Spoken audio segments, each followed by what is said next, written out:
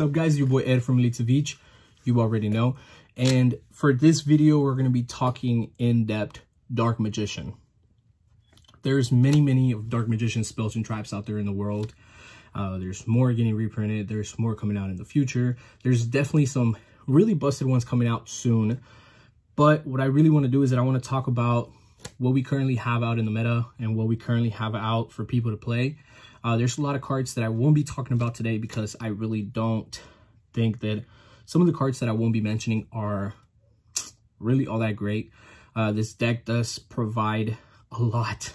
It gives you a lot, and it's such a good deck. But we're only going to be talking about certain cards, and we're only going to go in depth to certain things. So hopefully you guys can enjoy the in-depth of Dark Magician.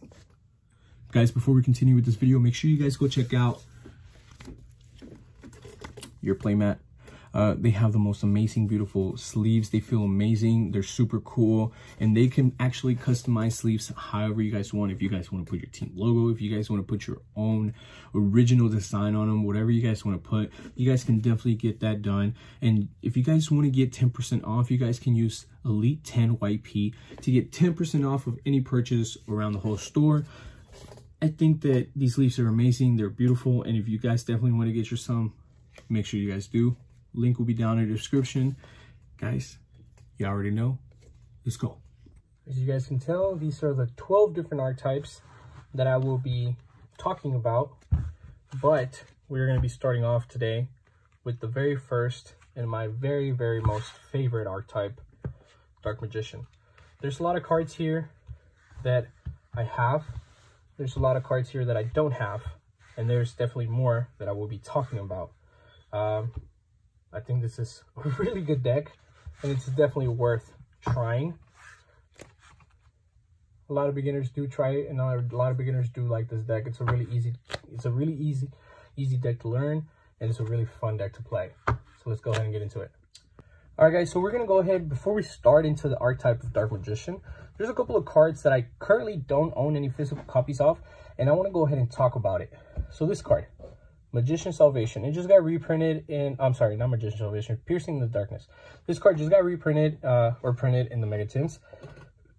And this card says that when you normal or special summon a normal non-token monster, which is Dark Magician, you get to draw a card. Cool. Then it says, when a battle between a monster that your opponent controls and a monster, well, if it's your Dark Magician or a monster that was summoned using Dark Magician, you get to have that monster gain the attack of the monster that it's attacking until the end of the turn, and you can only use the effect once per turn. So it's basically what it's saying is that if you fusion summon with your Dark Magician to something else, like let's say Dragoon, your Dragoon will gain attack of whatever your opponent monster is. So it's like your crystal, it's like you're using Crystal Wing, right? So at this point, you're just gaining the attack. It's pretty nasty. We're gonna go ahead and continue for the next card. Next card I don't own is Magician Salvation. This card is really good. When this card is activated, you get to set one Eternal Soul directly from the deck. If you normal or special summon a Dark Magician Girl, except during the damage step, you can target one of those monsters. Special summon one Dark Magician Girl from your graveyard with a different name of the monster. So that means that if you special summon Dark Magician, you get to special summon Dark Magician Girl from your graveyard. It says you can only use the effect of it once per turn. Cool. So I think what this card is really good for is just to being able to set your Eternal Soul from your deck. And now you only really get to play one Eternal Soul because you're setting it off of this. For Piercing the Darkness, I think that I would only play one, maybe two of it, but no more than that. But for Magician Salvations, I will probably definitely play two of it. I think it's a really good card. I actually have a deck profile that I will be making for Dark Magician soon. So make sure that you guys look out for that. And if I don't play any of these cards that I don't own, it's because there's just so much other better cards you can play in the deck. That's one of the reasons why I don't own these cards, is because I think they're good, but I don't necessarily feel like you need them for your deck. We're going to go ahead and continue. Bond between teacher and student. This is actually a really good card if you control a Dark Magician. You can special Dark Magician Girl. You can set one Dark Magic attack, Burning attack, or Burning Magic, or Dark Magic. Twin Burst directly from the deck. You can only activate one of these per turn. So this is pretty cool. If you control a Dark Magician, you special summon Dark Magician Girl from your deck or your graveyard, so it doesn't matter. She can be in either or. So this is actually a really, really good card. I feel like that they've been incorporating Dark Magician Girl into the deck a lot. So it's more like a Dark Magician Girl kind of thing, which is really dope. Dark Magic Attack. It's actually one of the cards that I would actually play in the deck, and I used to actually play this a lot back in the day. I used to think that Dark Magicians were actually really, really busted and super underrated. And I used to actually go to locals and top with Dark Magicians a lot. Dark Magic Attack, really, really good card. If I control a Dark Magician, destroy all spells and traps my opponent controls. Simple. Harpy's Feather Duster. We're going to continue. Dark Burning Magic. If I control Dark Magician and Dark Magician Girl, destroy all cards my opponent controls. Super nasty. This is actually really, really good. Inheritance. This is actually the card that I can't find, that I know that I own, and I actually think this card is worth playing in the deck. Banish 2 spells from my graveyard, and then I get to add 1 Dark Magician spell or trap directly from my deck to my hand. This is really, really good because it helps you, because I play the Spellbook engine in my deck, or I used to at least a lot. So I would play like 1 or 2 of these, and then I'll have like Spellbook Knowledge, Spellbook of Secrets in my graveyard, and I'll just banish both of them and then search more. So it's like I didn't just draw 2, but now I'm also searching something specific. So if I didn't draw into it, I'm adding whatever the fuck I want, right? Super good card. Now moving on to the fusion cards that I currently don't own. This guy is really good. All he requires is a Dragon Monster and a Dark Magician, so it's actually really, really good. This card becomes Dark Magician while on the field or in your graveyard. Your opponent cannot control spells or traps you control with card effects. Also, they cannot be destroyed by your opponent card effects. So it's super good. It protects your back row. It makes sure that your Eternal Soul stays live forever. So if you have Eternal Soul and you have this bad boy on the field, that means that your opponent cannot destroy this, because he's also going to become a Dark Magician on the board, and can be affected, can be targeted, and your back row as well. So you got double protection all the way around. The Dark Magicians. This is actually a really, really good card. I used to actually play this, and I used to own 2 of these copies, but Dark Magician being such a freaking amazingly popular archetype, I just had to get rid of the card. I couldn't keep it. It was like $65 when I got rid of it. Once per turn, if a spell or trap card is activated, except during the damage step, you can draw 1 card.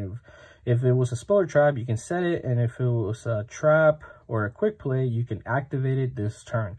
If this card is destroyed, you can special both Dark Magician Girl from your hand, deck, or graveyard. Busted. Busted. And it's all it requires is either a Dark Magician or a Dark Magician Girl plus 1 spellcaster. So super easy to make in this deck, not gonna lie. We're gonna continue, and we're gonna finish off with Dragoon of the Red Eyes. You guys already know what it requires: a Dark Magician and or Red Eyes, and if not, a Dragon effect monster. I think this is one of the best Dark Magician cards ever to come out. You know, if he was summoned using 2 normal monsters, which is Dark Magician and Red Eyes, then you can activate this effect to pop a monster on the board. So it's like you can use it twice, not once, but twice. So if you use both Dark Magician and Red Eyes, you go effect, non-targeting, destroy a monster. It destroys it. Your opponent gets burned for that attack. Then you get to activate again, do the same thing again. So like if your opponent has really big beaters, 3K, pop, 3K. 3K, pop, 3K. That's how good it is. But yeah, there's actually one other card that I currently don't own right now. I think that the card is just kind of expensive. It's kind of up, and it's Magician Souls. I currently don't own it.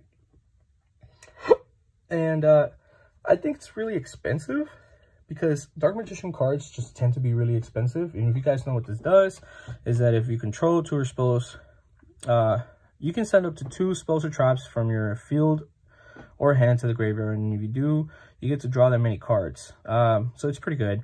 Then you can send 1 level 6 or higher spellcaster monster from your deck to your graveyard, and then activate 1 of these effects. This is actually a card that gets played in not just Dark Magician, but in other cards too, just like Dragoon, of course. And then after that, you get to use 1 of the effects. So if you either activate and send, let's say like Dark Magician to the graveyard, you can then use the effect and then either special the Dark Magician or special this from your hand. Or you get to send this card to the graveyard, special summon 1 Dark Magician. There you go. So you either special this or you special the Dark Magician or the Dark Magician Girl. like I said. Super busted. This is a card that really gets played a lot. A lot of people really use it, and I think it's a really, really good card. I just currently don't think I have the bank to be able to play this card. This was actually really expensive for such a long time. I really saw that card at like almost over $100, like for over a year, and it just got reprinted, and I think it's still really up there for me in my pocket. So I would consider, and I would definitely recommend you guys picking it up, but I just can't do it myself. Now we're gonna go ahead and talk about some of the cards that I actually do own, and you know, what are the ratios that I would play. Reminding you guys of ratios real quick. So some of the ratios that I would play is definitely the Red Eye's just a 1 of because it's over $100. The Dark Magicians, people were playing it at 1 or 2, so I think it's fine. This, you either play 1 or none. It's not really that necessary. Souls, you have to play 3 of. It's a damn mandatory card, so you gotta play 3 of. Inheritance, 1 or 2. Dark Burning Magic, none. Dark Magic Attack, 1 or 0. This, 1 or none. This, 1 or 2 maybe. And then this, 1 or 2 maybe. There's a lot of cards that I said the Dark Magician has, but you don't have to play a lot of them. So like this is Dark Magician, of course. You guys know who Dark Magician is, and Dark Magician Girl. These are the 2 cards that in the deck I would play 1 and 3 of for sure. A lot of people have been cutting it to 2 and playing 2 of it. I don't understand why. I see why because it's a vanilla, but I don't see why you would do it. Like, it's definitely not something that you would want to do. Continuing, you play Magician's Rod. So in Italian, this guy is called, you guys see what it's called. I'm a big fan of this card, but this card, you normal summon, you add any 1 Dark Magician spell or trap from your deck to your hand. So you can add circles, you can add Eternal Souls, Navigation, whatever you want to add, you got this card for it. And then during your opponent's turn, an effect is activated, you get to activate the effect, you tribute a Dark Spellcaster, and then you add this to your hand, and then you have recurring normal summoning for your next turn. Super busted. I used to play this a lot back in the day. Apprentice is the one other card that I would think that you guys would want to play. Apprentice is really, really good. And so you get to activate its effect, you discard a card, you special summon it, and then when it's a special summon, you get to activate the effect to add a Dark Magician from your deck to your hand. The other card that I don't own, that I just remembered that it's actually a card for this deck, is the card that I call Shadow Dark Magician. So Dark Magician, or Shadow Dark Magician, Dark Magician, Shadow. It's actually really, really good because technically what this guy does is that he has a lot of really good effects, and a lot of people used to play it a lot more back in the day than what they currently do now. But the interesting thing is that while he's on the field, he becomes Dark Magician. During my opponent's turn, if I activate a spell or a trap, except during the damage step, I get to special summon this card from my hand. So really good, really busted. So let's say I Eternal Souls, I special summon. I Eternal Souls and then effect search, you know, Dark Magic Attack or whatever, right? I get to special summon, of course, Shadow Boy to the board. If I activate a spell or trap while this card is face up on the field, except during the damage step, and you have to target 1 Dark Magician in my graveyard, special summon it. I can only use this effect once while he's face up on the board. So it's really, really good, really, really busted, and that's one of the reasons why I used to win at Yu-Gi-Oh so much, because that guy was a 2-of for sure. 3, 1, 3, 3, and then Shadow Boy I used to play 2 of, and I would recommend you guys still playing 2 of it. We're gonna go ahead and continue, of course. Dark Magical Circle, really, really good. You get to activate its effect, and then you get to add straight up any 1 Dark Magician spell or trap from the top 3 cards from your deck to your hand, and then you get to put the other 2 back in any order. When a Dark Magician is special summoned to the board, boom, boom, activate its effect. Yes, it targets, you banish a card on the field. It's really, really good, really, really busted. It helps you get through like a lot of stuff that you necessarily aren't able to get through sometimes. Soul Servant. Soul Servant is a card that's actually going up in high value right now. You get to activate its effect, you stack your deck, you put literally any 1 card either in your hand or your deck to the top of your deck. Super busted. Once this card is in your graveyard, you get to banish it, and you get to draw for however many different. So if it's like a Dark Magician Girl, or I think the Mahad as well. So you could draw up to 3 cards. Normally you would do 2 because Dark Magician in your graveyard, Dark Magician Girl in your graveyard, whatever. It's from field and grave all together. So you get to draw most of the time 2 cards. And this is really busted. So you can activate the effect. Let's say you kind of really need your Dark Magician in your hand for whatever reason. Activate effect, stack the Dark Magician. This goes to the graveyard. Activate, you draw a Dark Magician. And 2 other cards, maybe you want to add this. That's just Nice little combo, nice little play you can do for sure. We're gonna go ahead and continue. This card, Secrets of Dark Magic. So this card is really good. This card helps you either ritual summon or fusion summon. So if you have this, you get to activate it, and then you get to use like whatever you need to use. So like, let's go back to those fusion monsters that we had, right? So you get to either summon out like your Dark Magician, Dragoon, or you get to do your let me go ahead and show you guys.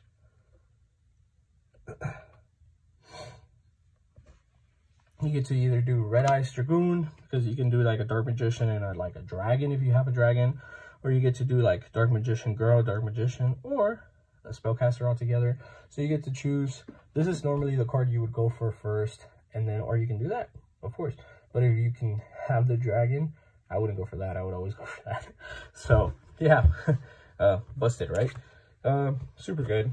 We're gonna continue navigation. This is the card that I bought when I first got into Yu-Gi-Oh, and I have not gotten rid of it.